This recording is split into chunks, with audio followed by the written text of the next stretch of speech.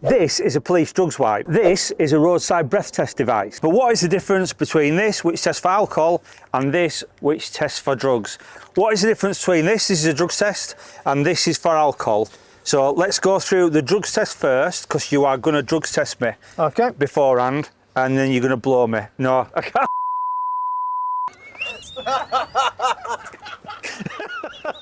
So what you're going to do, we are going to do some breath tests, we're going to do some blood, alcohol, everything tests, everything all in together. Is that right? Yep. Right, lovely to see you. Nice to meet you. That's a proper handshake, is that, innit? Go. Right, you give me my big stick, my big thing.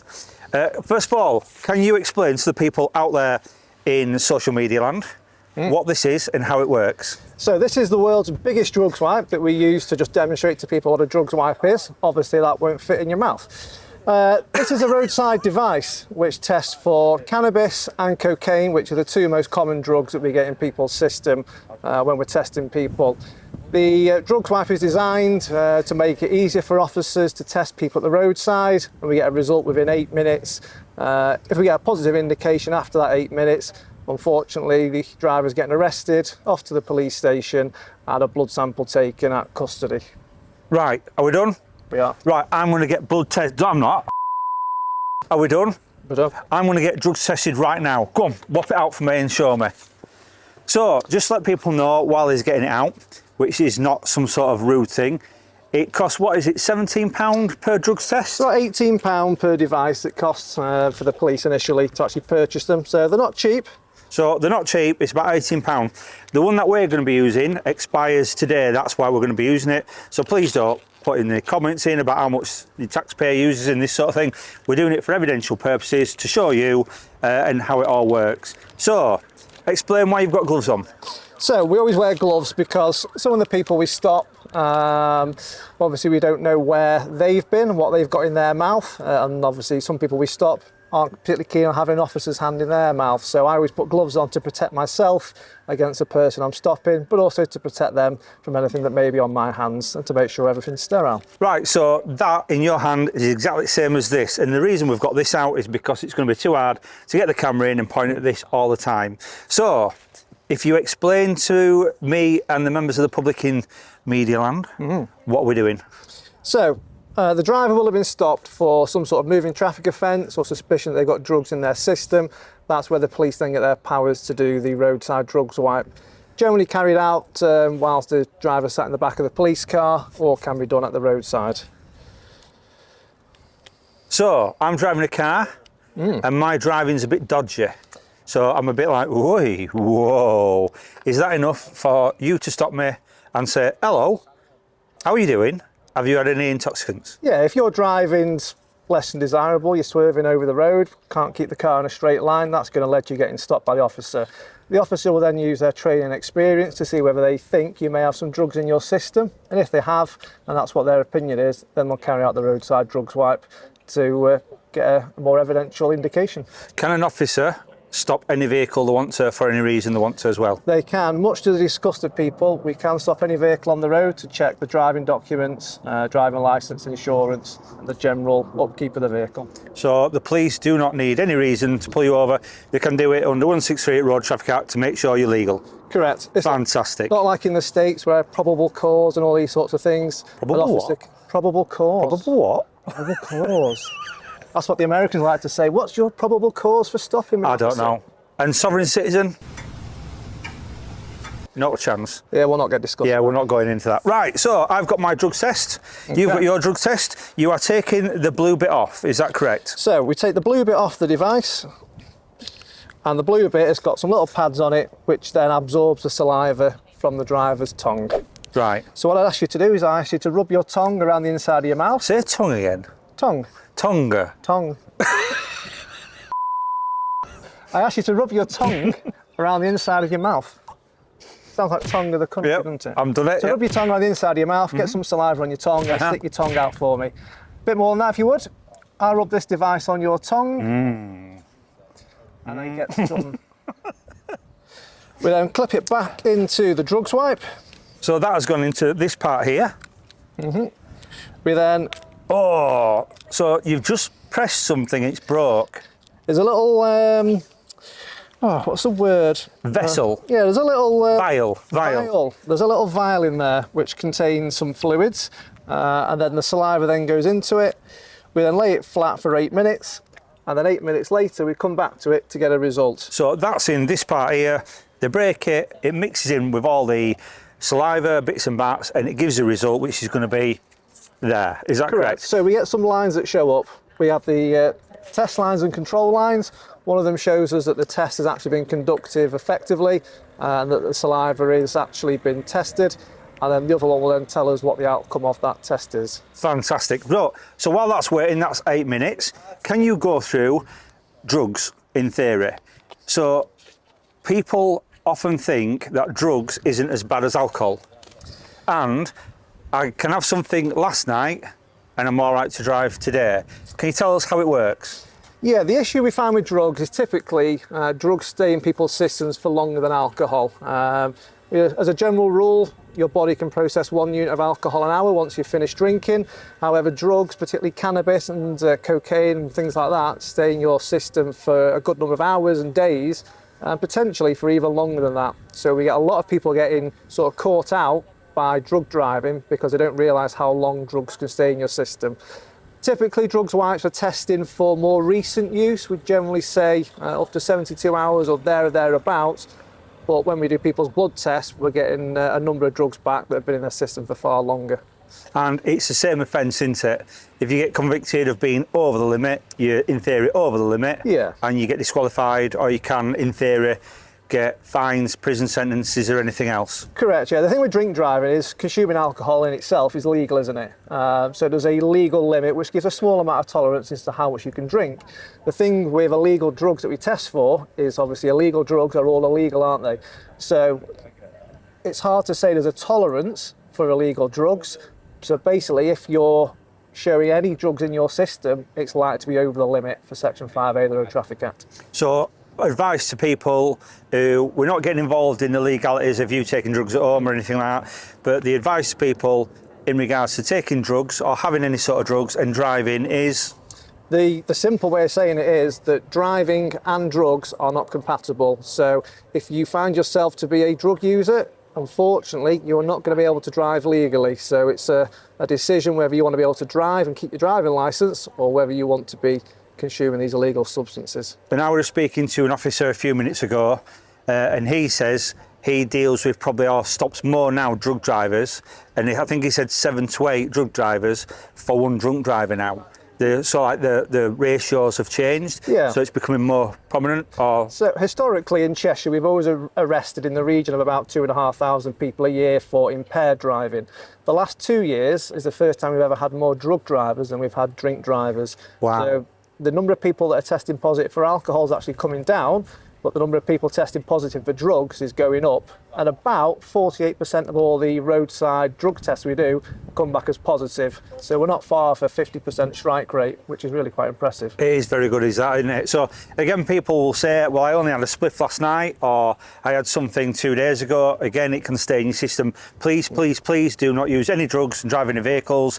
You could kill someone. You do not want that on your conscience. And just while we're here, going to what's classed as the fatal 5. So these are the 5 of the main reasons why you'd probably be injured or killed in a traffic collision. Yeah. And they are part of this as well. Yeah, so the fatal 5 is obviously one of the first ones. We've got drink and drug driving. We've got people failing to wear their seat belts. We've got people using mobile phones whilst driving, careless driving, and people speeding. And they're the reasons why you're more likely to be injured or killed in a car. And again, roughly 1,400 to 1,600 per year. Minimum of £1 million. It's a lot of money to take out of the public purse when it can be stopped. Yeah. So while we're still waiting for that, we're bringing out the big guns, which is the handheld breath test machine. So while he's setting that up, I'm just going to give you a bit of advice or a bit of reason behind this. If you're stopped in a vehicle, you have been driving, likely to drive, or are driving, or suspected of driving, you can be given a breath test at the roadside. Alcohol could be spelt, and then obviously this is what's going to go on. So can you take us through what you're doing? So every time we do a breath test, we'll use a new tube. So we'll always take the plastic coating off the tube without us touching the end that you're going to put in your mouth and blow on, so we don't contaminate that tube for you. Because I don't want your fingerprints in my mouth. Correct. No, you don't. Not without dinner in a movie. Expensive date.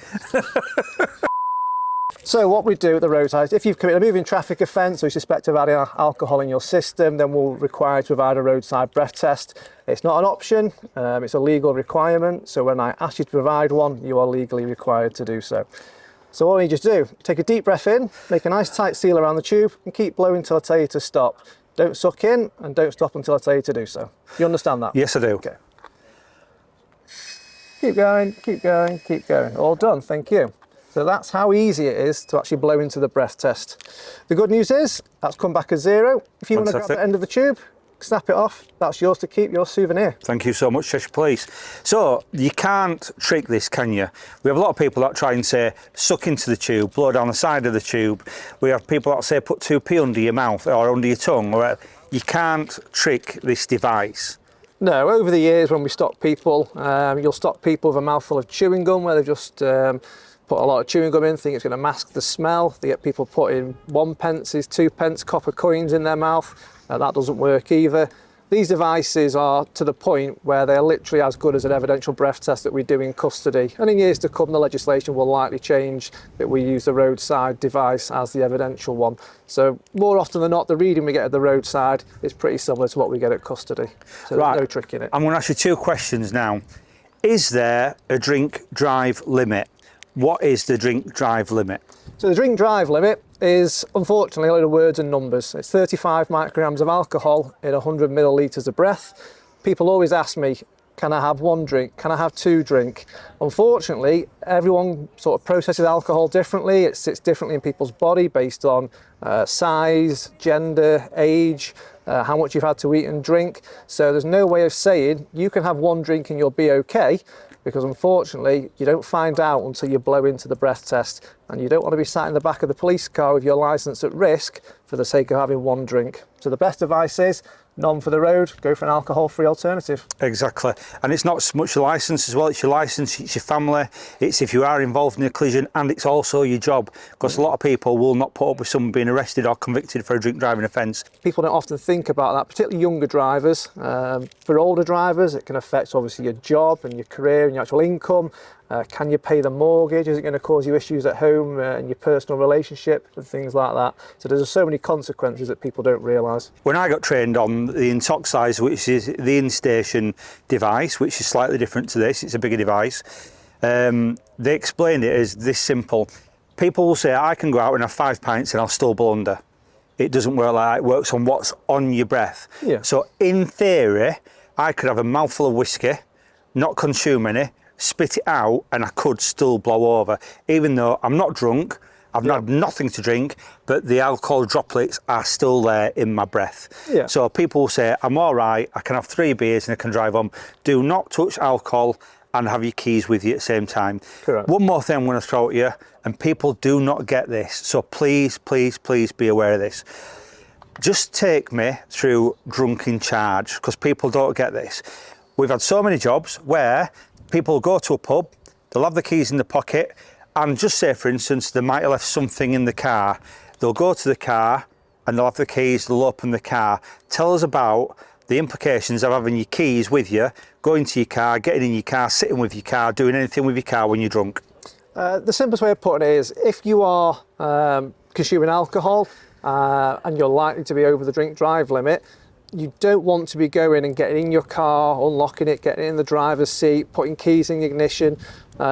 We used to sort of look for evidence that someone was likely to drive, and that's still the case to some degrees, but cars nowadays have keyless ignitions, so if you're sat in the driver's seat with the keys in your pocket, then the officer's going to come and speak to you and look at whether there's likelihood of you driving, and you've got to kind of prove to the officer that you aren't going to be driving. So the best advice I can give you is avoid getting into your car, being around your car, if you've been consuming alcohol, and then you haven't got to worry about the potential of getting arrested and having to defend why you're doing what you're doing. Fantastic advice. When you're drinking, do not go near your car for anything. Lock your car up, leave it in the car park and progress. Get a taxi or get a designated driver. Right, it's about 8 minutes now. Thereabouts, let's have a look. I've got it on my phone. Check out your numbers. Are you nervous? I'm nervous.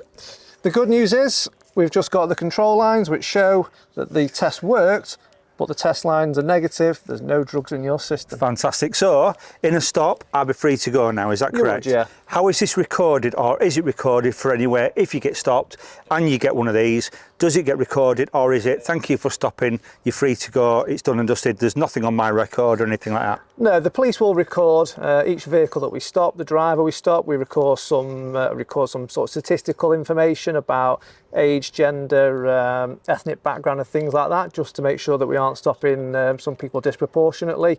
So that's the information that we record. However, provided the officers dealt with your original reason why you got stopped, it could have been a mobile phone offence or speeding.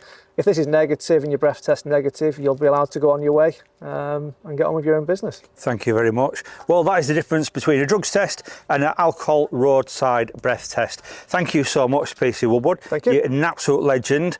Please do not get on the wrong side of these. Please stay legal. And if you like it or want to know anything else, put the comments in down below and we'll see you next time for some more videos.